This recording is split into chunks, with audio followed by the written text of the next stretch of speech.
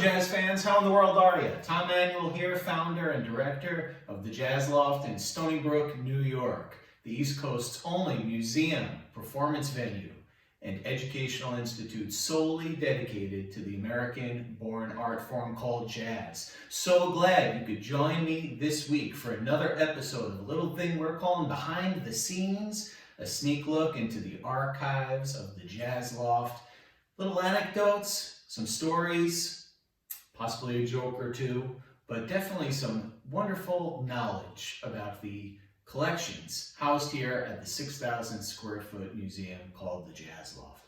I'm sitting in a very interesting part of the loft. This is in the back of our main room when you come in on the first level.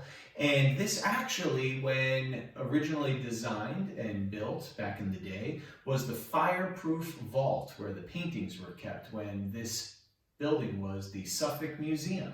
That was back around 1941. Well, now we have this as a wonderful gallery that is dedicated to an exhibit of jazz photography. It's an exhibit that rotates quarterly and features never before seen photographs of the great album cover designer Burt Goldblatt. Burt was designing albums starting in the late 1940s and into the 50s when they first came on the scene after the 78s were popular. He was a great photographer, but also a great artist. All of the photographs we have on display and rotate have come directly from original negatives that the Jazz Loft has in our archives. Interesting thing about Burt, he had such a great reputation on the scene. Most of the shots he took were not in formal sessions, but rather actually on location, on gigs, and in the studio. His reputation and his wonderful personality gained him access to basically every major jazz musician that was performing on the scene throughout those decades. At the time that Burt was designing album covers, the whole business was really just growing from its birth. He was really revolutionary in the way he combined different concepts. He would use photography, but he would specifically use very unorthodox angles, quite often being perched high atop a ladder or lying on the ground, taking shots of musicians performing from the floor looking up. Quite often he would take what were normal position shots, but then rotate the negatives when he would be designing the album cover to make them seem on different angles and such.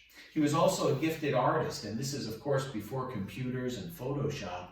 So quite often when he was in his studio, Burt would do a wonderful combination of using photography with actual art, painting, drawing, and a wonderful hybrid of all the three. I have in my hands right now what was called an album proof. This looks like an album, like an LP, but this was actually the printed proof before they would go to print of an album. It's a session that he did, taking some shots of Django Reinhardt. And it's a wonderful example of how Burt would take a photograph and then he would sketch over it, almost if you would think of the negative as an X-ray. He would then take that drawing and really exaggerate things that would draw attention to the particular artist. In this case, Django being one of the world's greatest guitar players, he really overemphasized his hands and fingers to draw your attention there. He then shows the colors and all of the writing, including the fonts and the words. That would have all been done by hand back in the 1950s. A wonderful collection that we have here, and this wonderful gallery not only shows and showcases the photography of Burt Goldblatt, but also showcases the equipment, including in a larger and other photographic equipment of the great bass player Milt Kinton. Milt was an amateur photographer, but quite frankly, I think we could say he was a professional one and took some really outstanding photographs throughout his career as well. One of my favorite things you could see is a little drying cord that is hanging up with the clips. It came from Milt's darkroom from his home in Corona, Queens. And if you look really carefully, you'll notice it's not a string, but actually a catgut bass string that Milt used to hang and dry his photographs. A wonderful collection, part of the Jazz Loft here in Stony Brook Village. Some great photographs hanging on display on the walls now, celebrating some of the greatest musicians of the 20th century. Just one of many things to see when you visit us here at the Loft. I want to thank you for tuning in. Remind you that next week we have another great episode of Behind the Scenes. And again, please remember during these challenging times, if you are able, now more than ever, arts organizations and not-for-profits like the Jazz Loft do need your help. If you're so inclined and able, please feel free to visit our website, thejazzloft.org. We have a wonderful fund set up to help and support jazz musicians in need. We've had 2 rounds of payments sent out to roughly 30 jazz musicians so far. It's all thanks to patrons and donors and sponsors who have so generously given, like yourself.